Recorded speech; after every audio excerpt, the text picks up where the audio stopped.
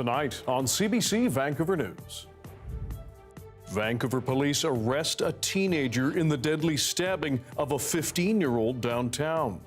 Plus, if you're a mean and nasty Canadian for standing up for our sovereignty and our economy and our jobs, well, I think most Canadians would be proud to be considered mean and nasty. BC's premier claps back at the U.S. ambassador for his comments amid the trade war started by Donald Trump. And he was like my family. He was like my brother. as friends mourn an international student who drowned in a BC river, safety advocates say they see a concerning pattern among those from overseas. They are 4 times more likely to have a drowning incident than their Canadian counterparts.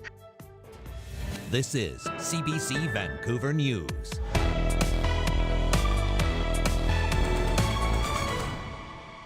Hello, I'm Dan Burritt. Thanks for joining us. The man now charged with hijacking a small plane from Victoria last week and flying it to Vancouver International Airport has appeared in court again. CBC's Karen Larson was there. Shahir Kasim is charged with hijacking a plane and damaging navigation equipment related to his July 15th arrest. Now, both those charges come with a potential maximum life sentence.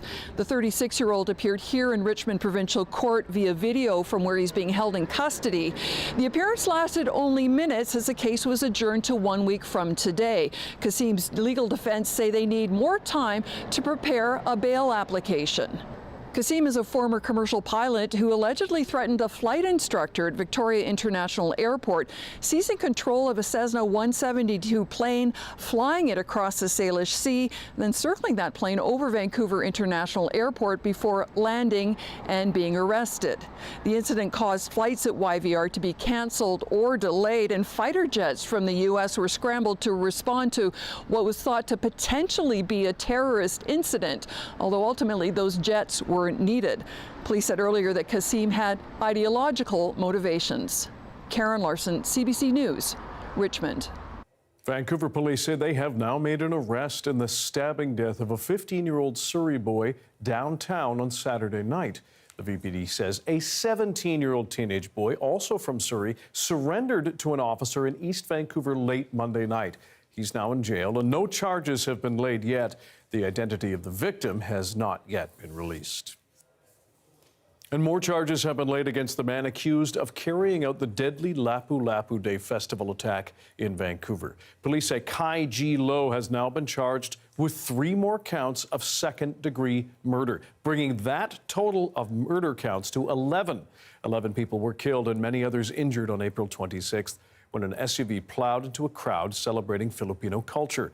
Lowe is set to face a court hearing on Wednesday to see if he is mentally fit to stand trial.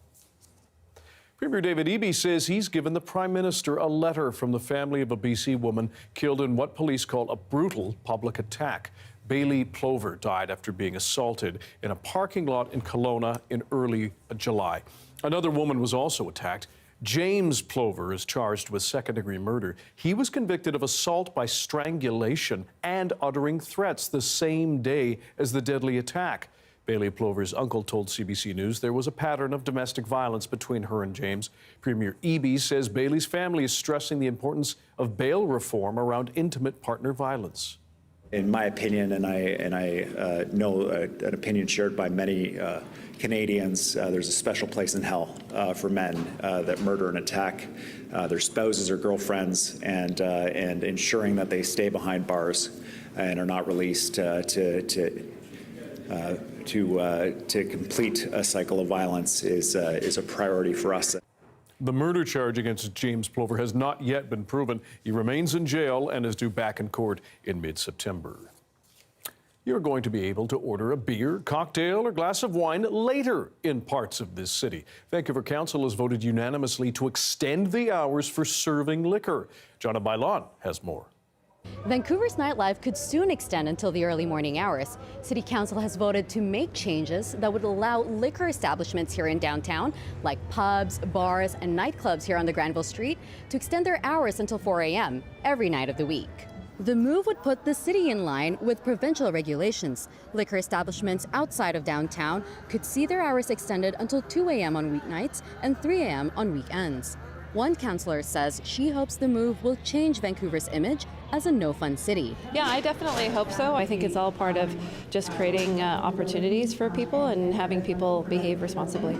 According to the City of Vancouver, the current rules, which allow for restaurants to stay open until 1 a.m. on weeknights and 2 a.m. on weekends, have not changed since 2004. City staff say they've consulted with industry members as well as other stakeholders who say they're in favor of the extended hours. One industry expert says the new rules could benefit local businesses.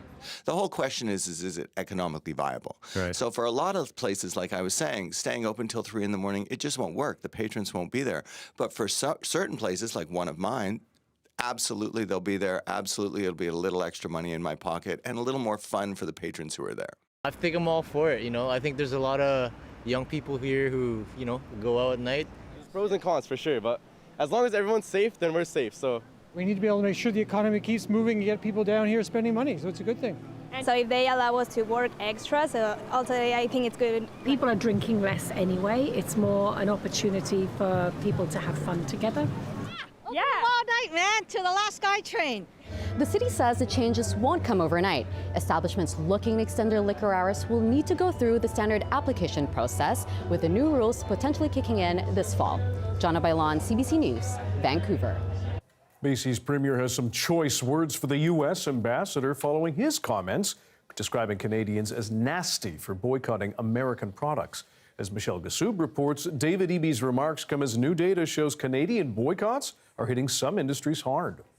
Fighting words from BC's Premier. If you're a mean and nasty Canadian for standing up for our sovereignty and our economy and our jobs, well, I think most Canadians would be proud to be considered mean and nasty. The comments made at the First Minister's meeting in Huntsville, Ontario, a direct response to the U.S. ambassador who said this to a crowd at a summit in Washington state, slamming Canadian boycotts of U.S. products and travel.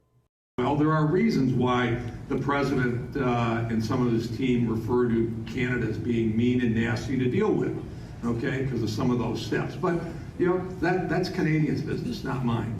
The audio was leaked to the Premier's office, then shared with the media. The comments made at a summit that is supposed to foster cooperation across the Pacific Northwest. We've worked in close partnership with those states for many, many years on flood mitigation, economic growth, the Cascadia corridor. It's grown our economies. We've all benefited from it. It's an example of why we have no interest in being mean and nasty. We want to be in partnership with the Americans, and we need the president to understand the benefits that flow from working in cooperation. BC is among the provinces that banned the sale of American alcohol from government-run stores after Trump slapped steep tariffs on goods from Canada. And that ban appears to be having an impact. According to new data, the sale of American spirits in March and April plunged 66% compared to the same period last year. And as summer ramps up, travel from Canada to the U.S. continues to trend downward. Canadian return trips by car fell 33% in June. A war of words between the Premier and ambassador, the latest sign of a diplomatic relationship fractured. Michelle Gassoub, CBC News, Vancouver. Family and friends are mourning a 27-year-old international student who drowned in Kamloops earlier this month.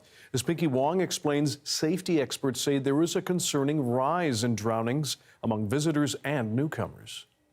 Talking about him and realizing that he's no more with us today, it really gives me a great grief and sorrow. Anant Kaul is remembering his close friend Jatin Gorg. He was like my family. He was like my brother. Kaul says he was shocked to learn that his friends of 12 years was swept away when he tried to retrieve a volleyball from the Thompson River in Kamloops.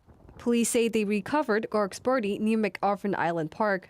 Kaul says Gorg didn't know how to swim. Me and Jatin, we come from the north part of the country. We don't have beaches over there. Jaskaran Banapal has been raising awareness about water safety among international students. He says in Punjab, where he is from, people only have access to small canals, not rivers and oceans. There is a cultural difference that I have seen in Canada. People are more prone to learn swimming as it is a basic necessity and it is needed. But back in India, the students who are coming from India, they think swimming is not needed. The BC Coroner Service says there were 98 accidental drowning deaths in the province last year. Over 75% of the victims were male. The Life Saving Society says it has noticed an increase in drowning among international students and new Canadians. They are 4 times more likely to have a drowning incident than their Canadian counterparts. This could be due, in fact, to not necessarily having the same water education in their home country. People at White Rock Beach have different comfort levels with the water. I know a few people who don't know how to swim and they never took lessons, but they want to be with like a part of a group. Water slides, so I go into the slides that when I drown in the water, then it's just only 4 feet. I'm from Nepal, and then we learn ourselves. Like myself, I didn't had any swimming lesson or anything. The Life Saving Society urges people to always wear life jackets to help prevent tragedies. Your swimming ability does not directly translate from a pool to open water. Pinky Wong, CBC News, White Rock. The highly invasive Japanese beetle was first identified in Kamloops last year, and now that population appears to be spreading within the city. That story now from the CBC's Jennifer Norwell.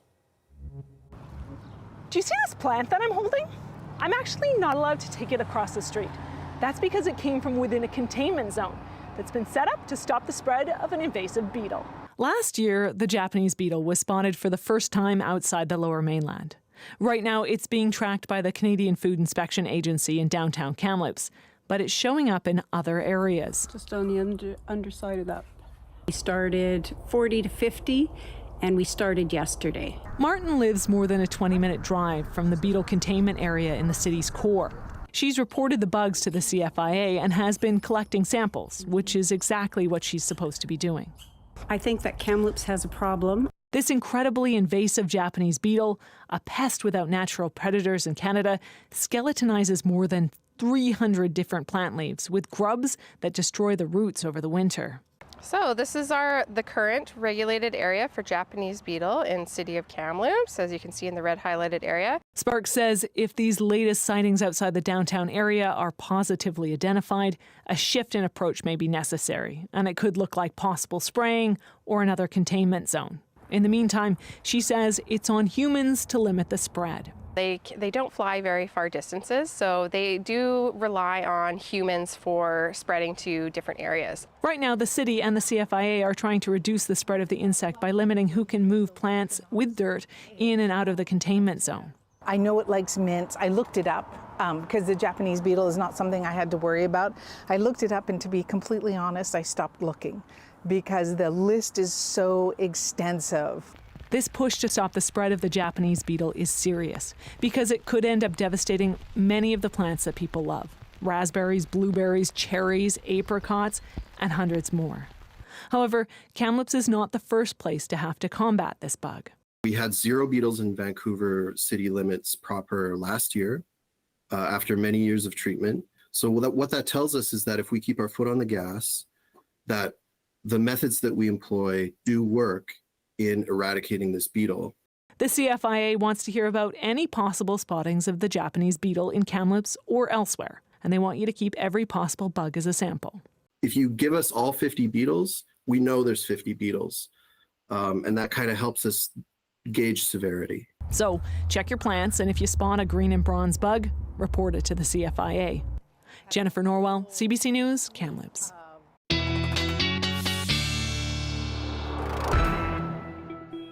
Darius Madavi here with the first look at the weather. Let's go back to the old fire map, which has changed again. Changed again, yes. Even lower fire danger, especially along the southeast. We can start to see some of that higher fire danger starting to make inroads into parts of the interior. For the most part, the coast remains our big danger zone for the moment, especially on Vancouver Island. If we zoom in here, you can see some lightning strikes happening up in the more northern areas, moving into the Peace with a few showers as well. In the south, we've also seen a fair amount of showers in the southeast today with a few lightning strikes too. And we'll talk more later in the show, Dan, about the bigger picture across BC. Okay, sounds good. Thanks, Darius. Thank you. Still ahead, it is the battle of the trees in the search for BC's best symbol. Which one will stand tall and which one will keel over? That's next.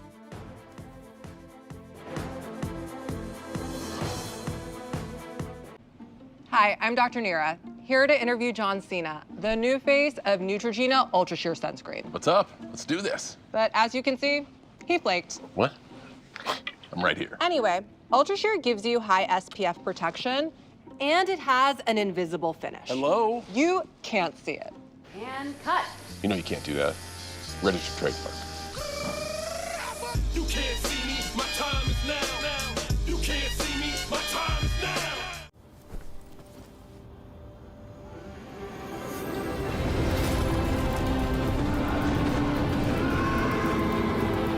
Betano. Take your casino experience to the next level.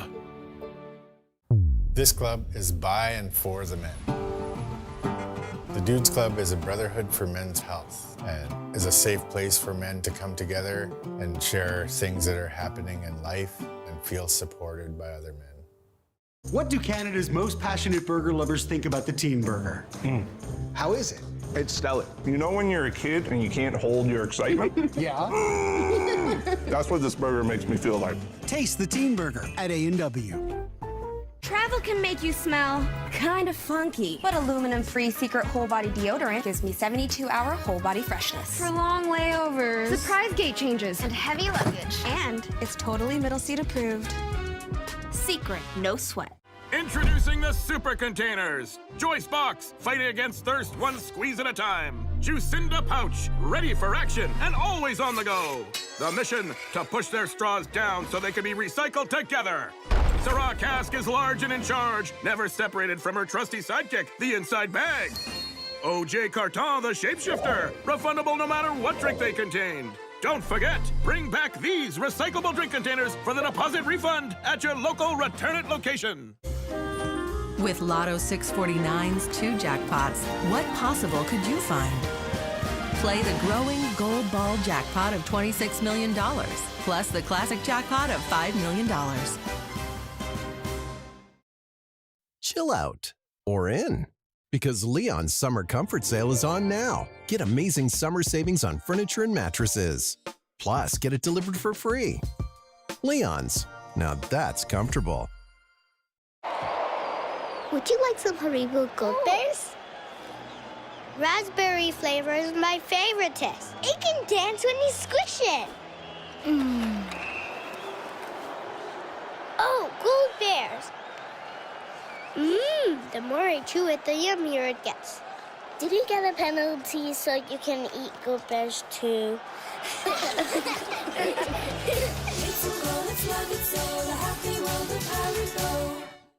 I love my kids, but I also love not being broke. So this back-to-school season, I'm just gonna spend less on them. Amazon has low prices on everything kids need. Like a water bottle they definitely won't lose.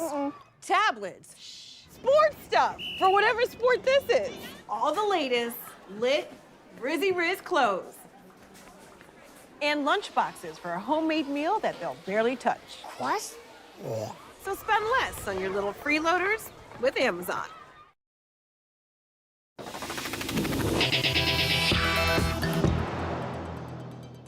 Time to take a look at some head-to-head matchups in our search for BC's best symbol. Darius Madavi now with the Battle of the Trees. Welcome, one and all, to the Battle of the Trees. In this corner, tall enough to throw shade on any competition, Douglas Fir. And in the other corner, a soft wood but a hard hitter, Western Red Cedar. Both contenders towered over their competition in last week's matchups, but who will prove to be BC's best tree and move on to the quarterfinals in the search for BC's best symbol?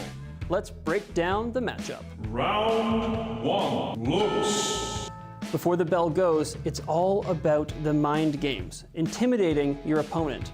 No question, the Western Red Cedar is beautiful with its incredible contrasting colors, and it is a titan, reaching up to 60 meters tall. But the Douglas Fir can reach heights up to 100 meters, taller than a football field is long. And if that's not imposing, I don't know what is. Winner? Douglas fir. Round 2. Skills. Once the bell goes, it's all down to what you can do. And here, both trees can walk the walk. They are absolutely essential to ecosystems across BC, providing habitat and food, maintaining the environment. Here, it's too close to call. But what about outside of nature? There's a reason they're both darlings of BC's logging industry. Douglas firs are commonly used for framing, being highly durable and quite a bit harder than most softwoods, but Western red cedar is lighter, more rot-resistant, and preferred for uses outside. It's a tough call, but the market makes this one for us. Winner, Western red cedar. Round 3. Endurance. If you want to build a reputation, you need staying power. Now, there are conflicting reports about the oldest specimen of both these trees, but with both these species able to live over 1,000 years, they've got staying power. So we got to look at this another way. Who's been around the block for longer? It's been estimated that the Douglas fir has been here in BC around 11,000 years, moving in right after the end of the last ice age. The Western red cedar is a more recent arrival, estimated to have gotten here just 4,000 or 5,000 years ago. So the winner, Douglas fir. Round 4. Tradition. Any fighter worth their salt will have people in their corner and traditions built up around them. For thousands of years, Western red cedar has been widely used for everything from housing to canoes to totem poles by the First Nations of BC's coast. Some even refer to themselves as people of the red cedar. Yes, there are traditional cultural practices around Douglas firs too, and for the last century or so, they've been cultivated for use as Christmas trees. But for both the variety of uses and how long those traditions have carried on, this one's an easy call. Winner, Western red cedar.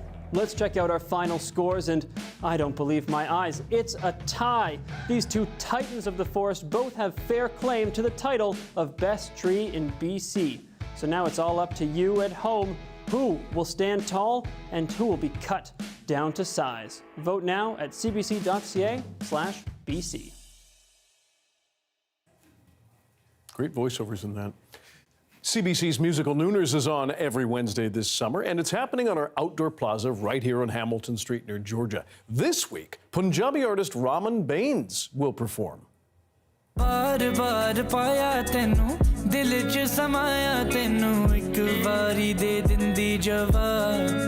Honestly, any chance you get to perform in your, in your backyard, it's a blessing. I can't wait. We're all super ready to go. Bain says he'll be performing songs from his new album, A Desi Love Story. So if you're in downtown Vancouver around noon on Wednesday, drop by the CBC's Beneath Bridge, and yours truly will be your hosts.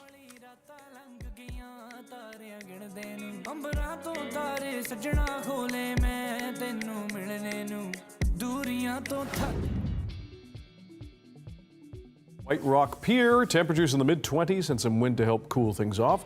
Darius Madavi will have your BC-wide weather forecast coming up.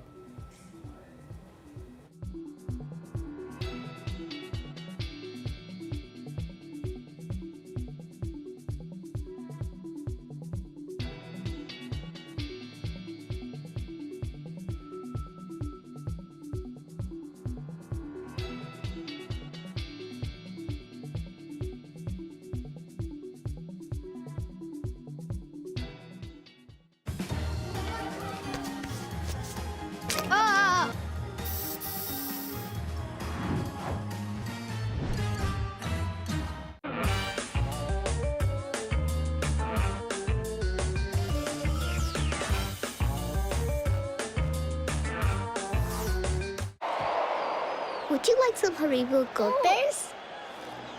Raspberry flavor is my favorite test. It can dance when you squish it.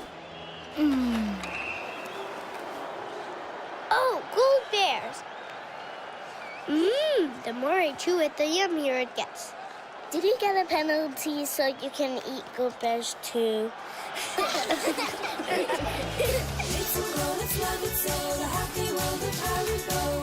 Welcome to the 100-degree sweat test. Let's see how Secret stands up to the heat. That's it. Take it up a notch. Looks like Secret Clinical provides 3 times sweat protection.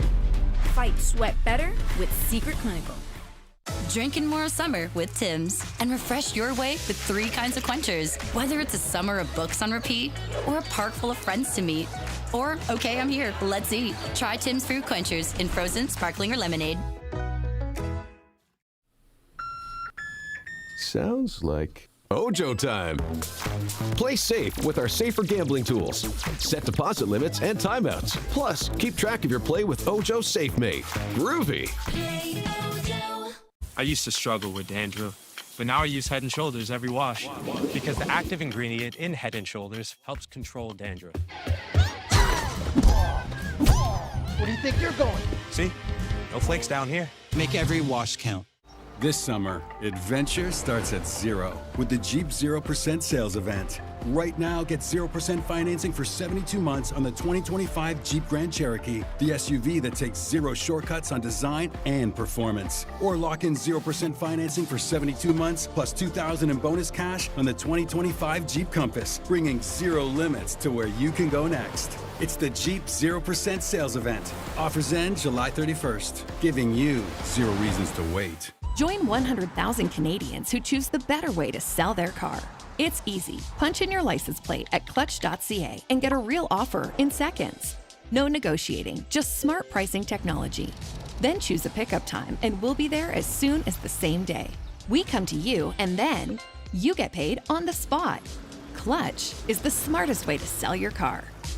From driveway to payday. That's why we're Canada's fastest growing car retailer. That's Clutch.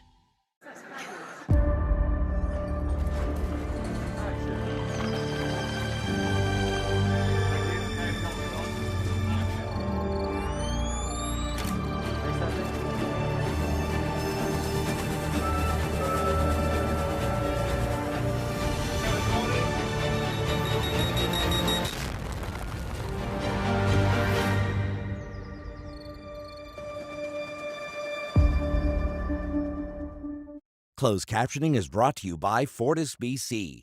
Discover how to save energy and money at fortisbc.com/energy saving tips.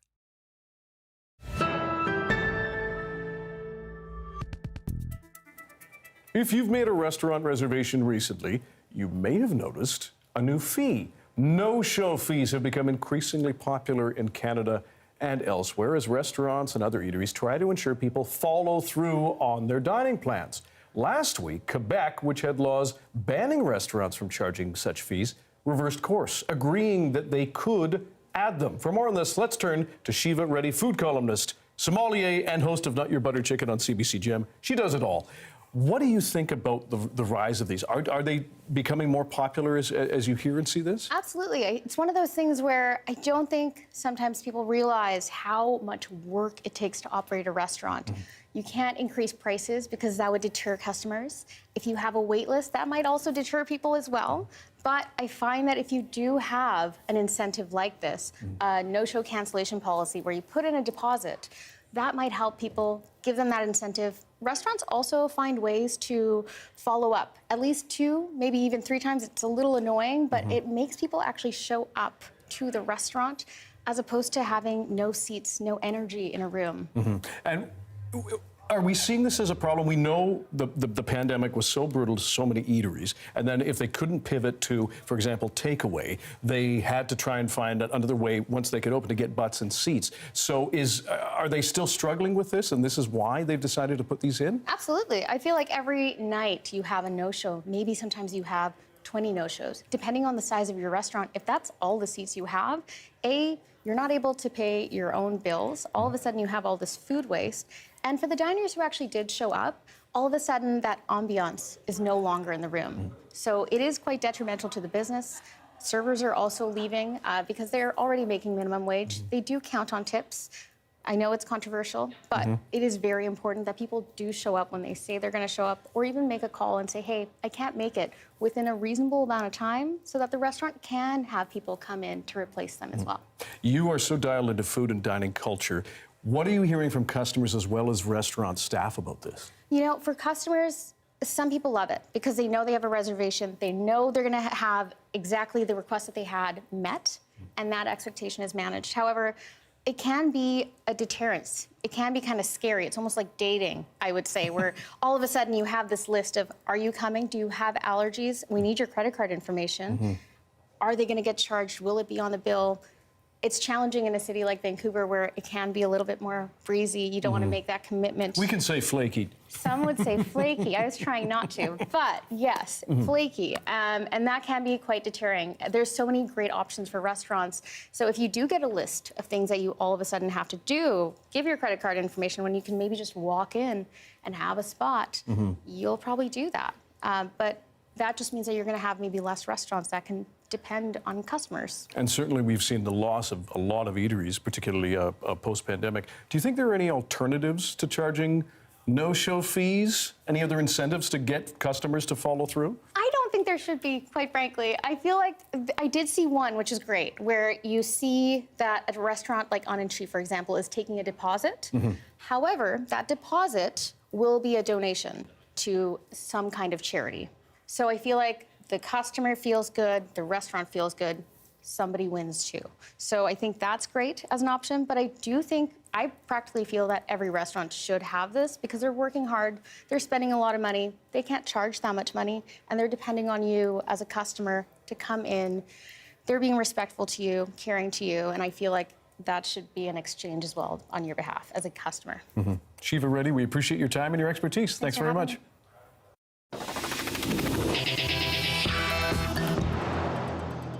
The City of Vancouver will start testing body-worn cameras for parking enforcement officers next month. This is in response to a rise in verbal and physical abuse against them. Everyone deserves to have a safe and respectful work environment. No one likes to get a parking ticket, but everyone deserves to not fear for their safety while at work. The cameras will be part of a 6-month trial. City officials say on average, last year alone, one officer was assaulted every 2 weeks. Prime Minister Mark Carney met with the premiers at a summit on Ontario's cottage country today. Donald Trump's trade war with this country, as well as nation building, were top of mind. The CBC's Kate McKenna has more from the summit. I'm going to call to order this First Minister's meeting. Prime Minister Mark Carney with an update for premiers on the topic that upended Canadian politics and economics, the trade war with the United States.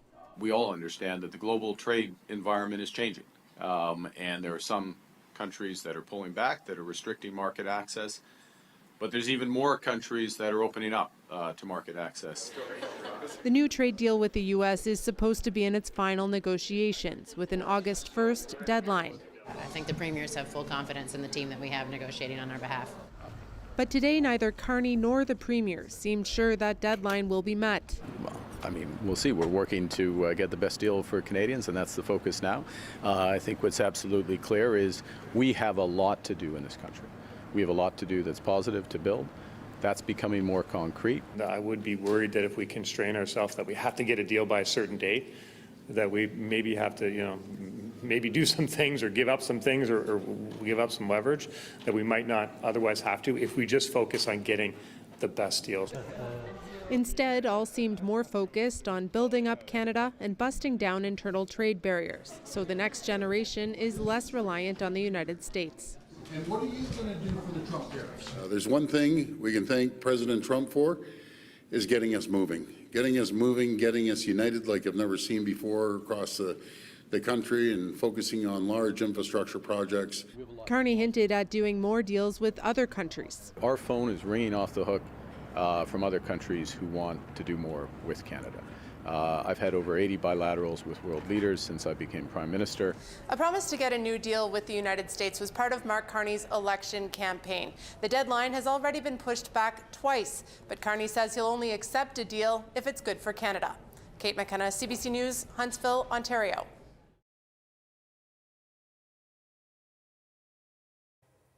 American lawmakers, meanwhile, trying to force a vote calling for more transparency in the Jeffrey Epstein case, have been sent home. The House Speaker choosing to adjourn for the summer in the face of a bipartisan push. But as Katie Simpson shows us, that pressure is not going anywhere. Some business on Capitol Hill coming to a screeching halt early. Summer break bumped up by a day in the House. It spares Donald Trump from a potentially embarrassing vote of lawmakers demanding more transparency on the Jeffrey Epstein investigation. We're not going to play political games with this. We've all been very clear and transparent. The House Speaker, a staunch Trump ally, giving the president cover, saying a vote isn't needed because the White House already promised to provide more credible files. You also have to allow the administration the space to do what it is doing.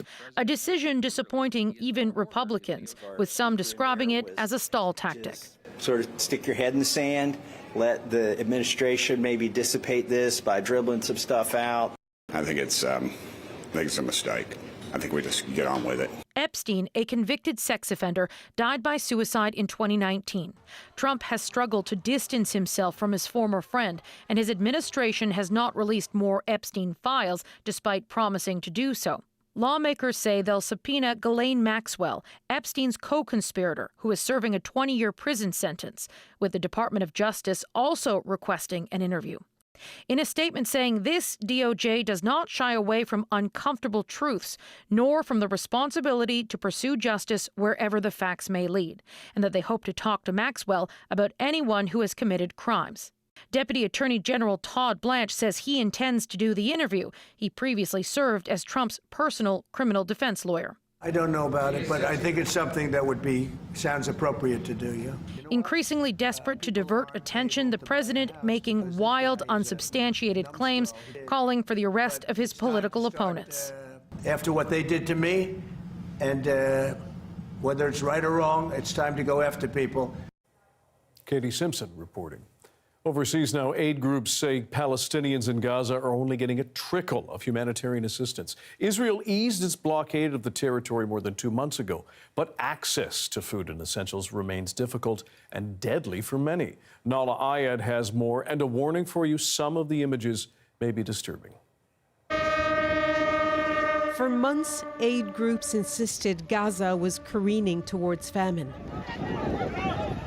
Imagine the desperation it takes to wade into this.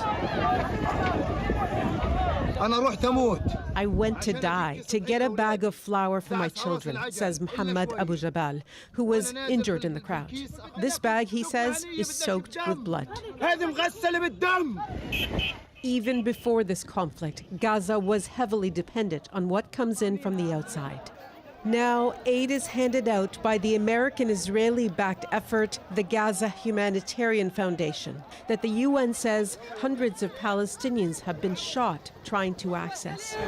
Israel acknowledges a shortage of aid, but blames the UN and denies there is a famine. The UN says Israel's expanded offensive into central Gaza is threatening the last lifelines keeping Palestinians alive. The UN chief called it all a horror show. And now we are seeing the last gasp of a humanitarian system built on humanitarian principles. And we're talking about hunger. This Canadian aid worker on the ground says the decline has been steep, visible even among their own staff. I think what's worse is when I walk around the hospital, before even getting into my patients, I am accosted a dozen times in all directions, just asking and pleading for food in any way, shape, or form.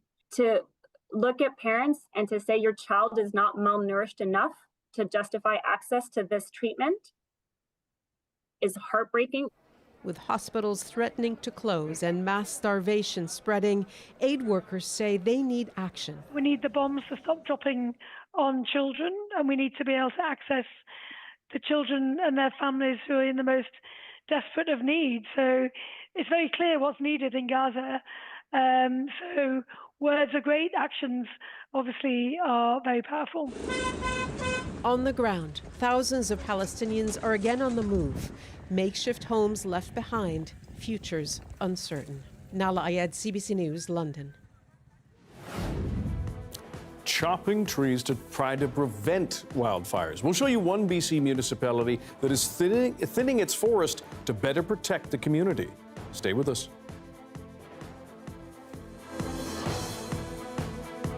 Do Canada's most passionate burger lovers think about the Teen Burger?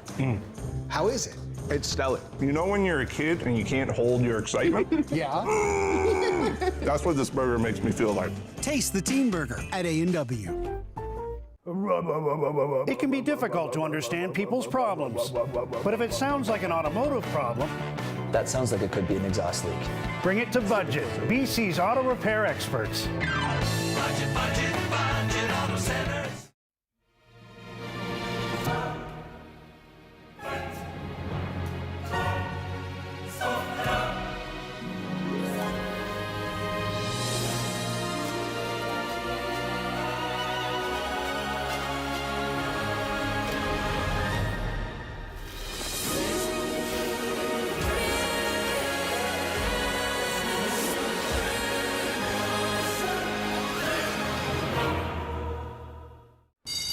Attention parents, spend less on your kids with Amazon's low back to school prices. Save on school supplies, backpacks, and so much more.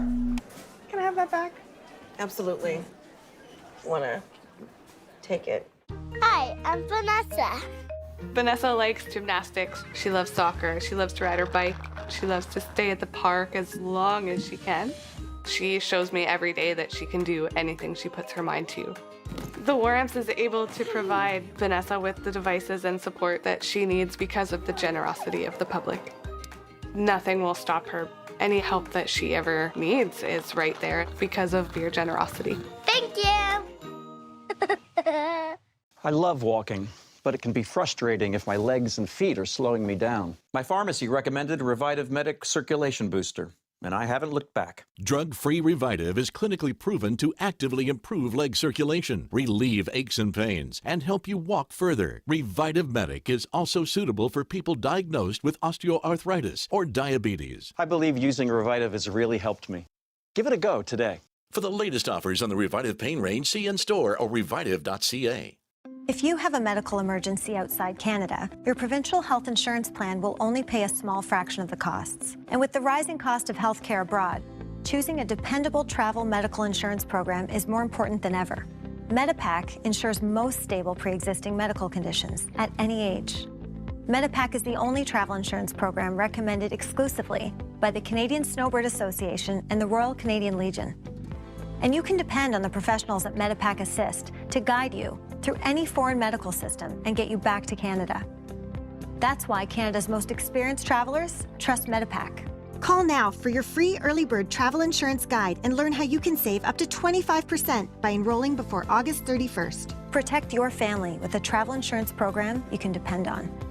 Choosing the right travel insurance is simple. Call 1-877-633-4722 or go to medipac.com. That's 1-877-MEDIPAC. Call now. Oh, I peed. That's so embarrassing. Well, it's kind of your fault. After kids, the pelvic floor can weaken, and then perimenopause reduces estrogen. Here, I have poise. How did you know all that stuff? Well, I used to be a doctor. No, you didn't.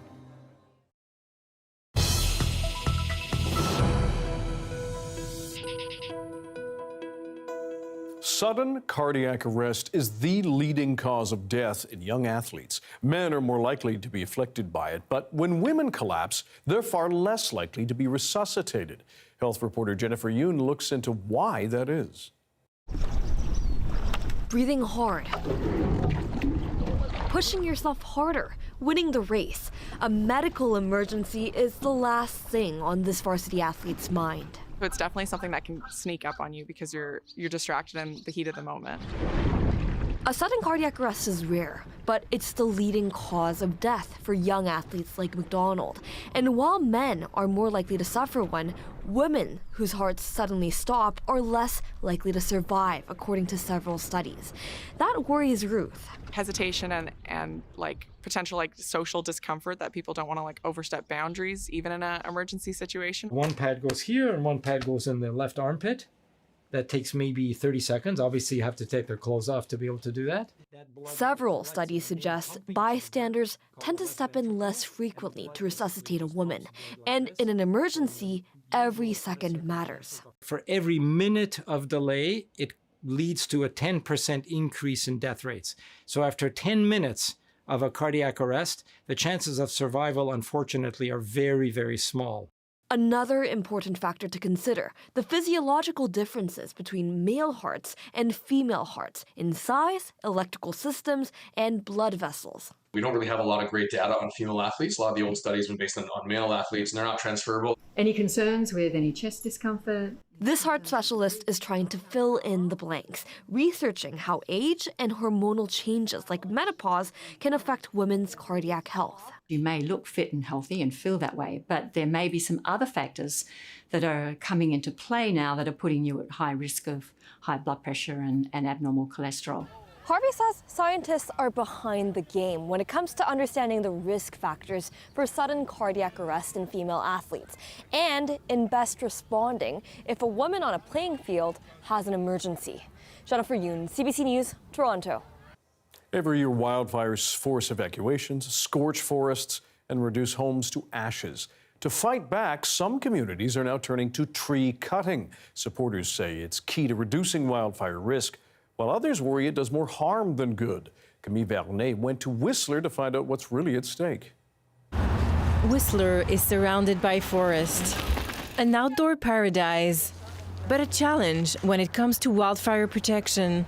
I talk to people every day who share their concern about the fire risk in our community. Squamish a month ago was a huge reminder to us about the importance of taking action. To protect the community, the city is thinning part of its forests, like here, where small trees have been removed and lower branches cut. I think one of the biggest challenges is just the scope and scale of the forest. These are huge, huge, huge forests. Whistler is one of many communities doing this kind of work every year. According to researcher James Whitehead, thinning can reduce wildfire intensity. There's a pretty good body of success and research now showing how fire behavior changes when it interacts with a thinned area. And a lot of the time it makes a big difference. It brings it down to the ground. It gives fire crews a chance to respond. This doesn't work everywhere, but it's proven effective in southwestern forests. These forests evolved around fire. They're used to having fire on a regular basis, whether that's from lightning or often from indigenous cultural burning. So we really need to try and reduce some of the thickness in those forests. If that doesn't happen, all of a sudden these big, beautiful trees all around us can be threatened by more aggressive fire. But not everyone supports cutting trees. This forest ecologist has studied the impact of thinning and compared treated forests to untouched ones. And it showed that fuel thinning is doing exactly what I feared it was doing. It's drying the forest, reducing the humidity. We're changing the microclimate of the forest such that it is more at risk to wildfire than before. Instead, she's investing in alternatives. Her home will serve as a pilot project, collecting rainwater. This is where the tank will sit, right here. And the sprinklers will be up on top of the roof. In case of a wildfire, sprinklers will protect the roof from embers. The system will also be used to water her garden when there's water restrictions. And so we're going to be measuring temperature, humidity, wind. Despite criticism, thinning remains an effective strategy according to city modeling. The remarkable reduction in probability of a ground fire going into the canopy was incredible. But it's costly. Whistler has treated 100 hectares so far, a third of its goal.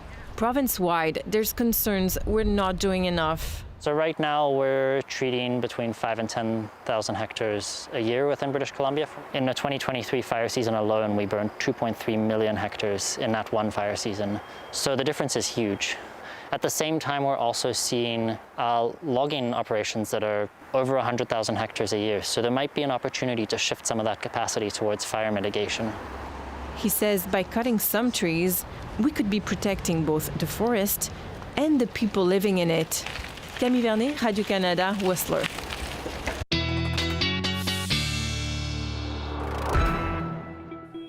Time for our BC-wide weather forecast with science and climate specialist Darius Madavi. And thunderstorms in the interior. We've heard this before.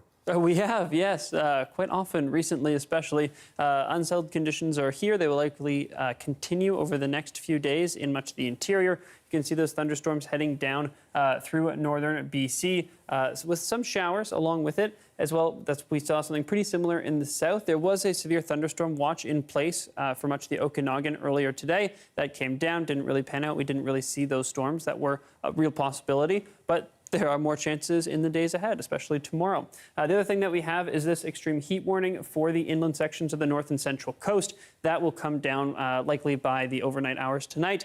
Still a little bit elevated in our lows tonight, but by tomorrow, temperatures should come back down to around seasonal, back to the mid-20s.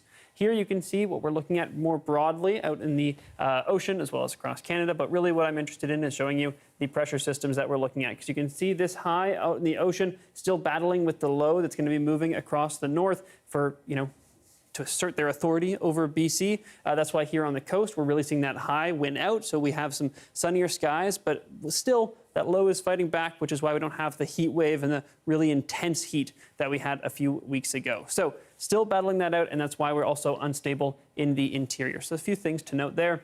The precipitation that we're going to see in the north tomorrow, along with a few thunderstorms, still very much a possibility. Same thing in the south, especially for much of the Okanagan, down around the BC-US border, and in parts of the southeast, especially the Kootenay region. The more areas that are further north, probably not likely to see that, up through the Caribou and up to Prince George. Areas just north of Prince George and then up through the Peace, also looking at a risk of thunderstorms tomorrow.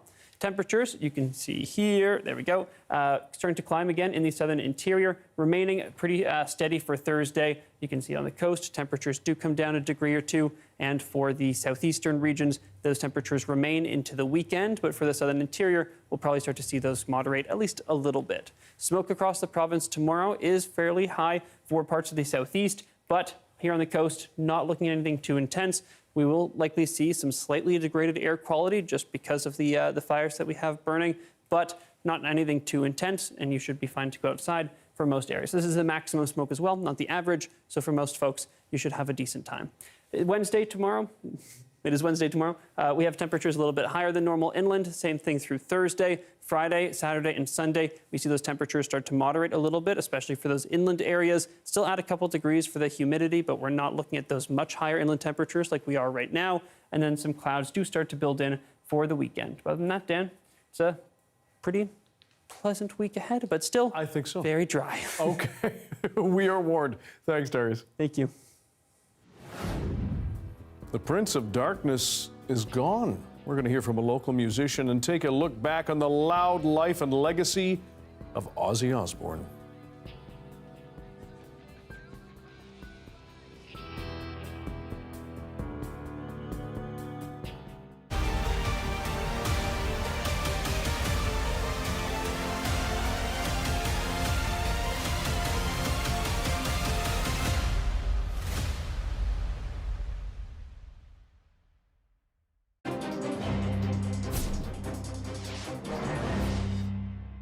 This summer, we're going all in on 100 years in Canada with the Ram 0% sales event. The Ram 1500 takes zero shortcuts on luxury or power. And as the 7-time winner of Motor Trend Truck of the Year, it leaves zero doubt as to what truck you should be driving. When the job demands more, there's the all-new Ram Heavy Duty. Get 0% financing for 72 months on the 2025 Ram 1500. Only at the Ram 0% sales event. Offer ends July 31st. Introducing the Super Containers. Joyce Box, fighting against thirst one squeeze at a time. Juicinda Pouch, ready for action and always on the go. The mission, to push their straws down so they can be recycled together. Sarah Cask is large and in charge, never separated from her trusty sidekick, the inside bag. OJ Carton, the shapeshifter, refundable no matter what drink they contained. Don't forget, bring back these recyclable drink containers for the deposit refund at your local Return It location. With Lotto 649's 2 jackpots, what possible could you find? Play the growing gold ball jackpot of $26 million, plus the classic jackpot of $5 million. Chill out, or in. Because Leon's summer comfort sale is on now. Get amazing summer savings on furniture and mattresses. Plus, save up to $1,000 on select appliance packages. Leon's, now that's comfortable.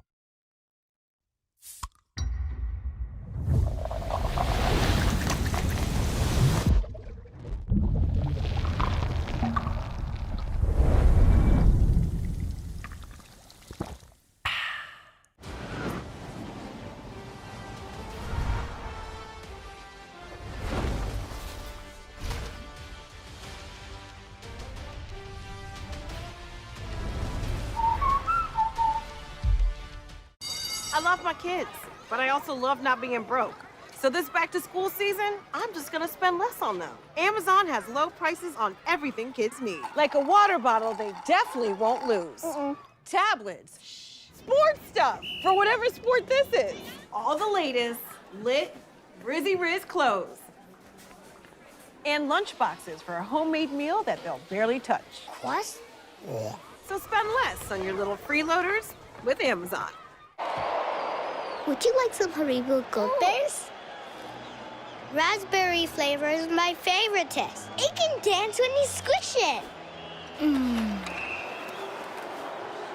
Oh, Gold Bears. The more I chew it, the yummier it gets. Did you get a penalty so you can eat Gold Bears too?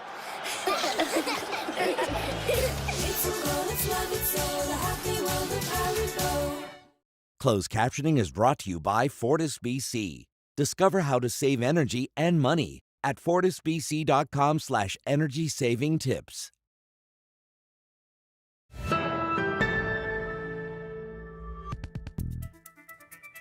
Some sad news from the world of music today. Ozzy Osbourne, the legendary frontman of Black Sabbath, has died at the age of 76. The musician is being remembered fondly by longtime fans, including the drummer for BC metal group 3 Inches of Blood, Ash Pearson.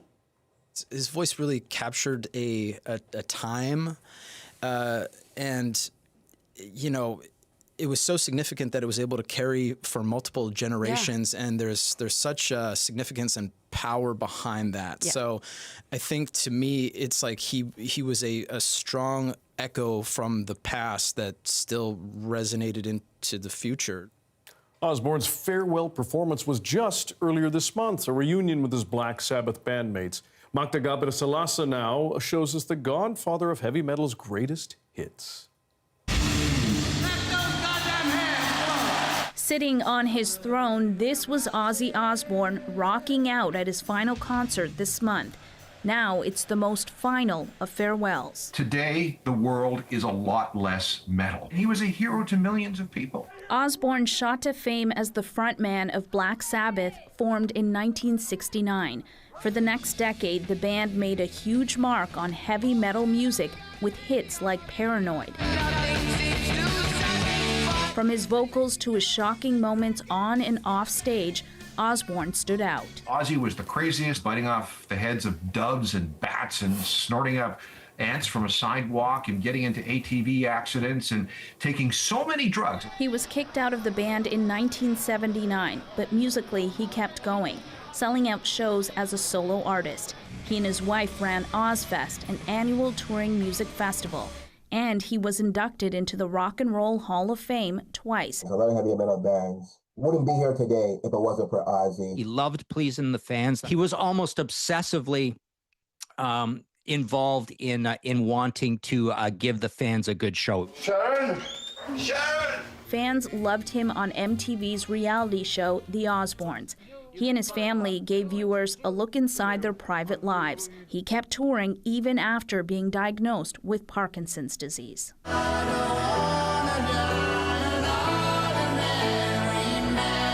On Tuesday, loved ones released a statement saying he was with his family and surrounded by love when he passed. Online, the tributes keep coming. Black Sabbath posted this picture with the caption, "Ozzy Forever." Pearl Jam thanked Osbourne for his music, calling his voice a great escape. And Elton John said he was a dear friend, huge trailblazer, and a true legend. Ozzy Osbourne was 76. Magda Gabrisalasa, CBC News, Toronto. Legend. A zoo in England has carried out a medical procedure on one of its residents. The procedure didn't take long, but the patient sure was.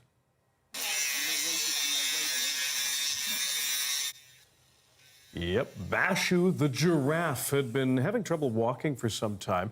The cause turned out to be overgrown hooves. I got distracted by the giraffe.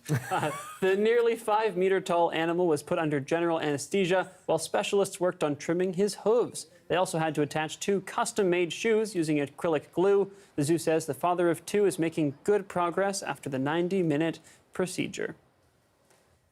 You ever seen one in real life? Yeah. They're stunning. Zoo. Yeah. It's like Jim Henson decided to make one of those things. They're incredible. I've never gotten so distracted by what's happening to forget to Not like a good shoeing for a giraffe. There we are. I love giraffes. Thanks for being with us tonight on CBC Vancouver News at 6. You can watch this newscast on CBC Gem, YouTube, and our website, cbc.ca/BC. And we'll have your next local news at 11 o'clock right after the National. See you then.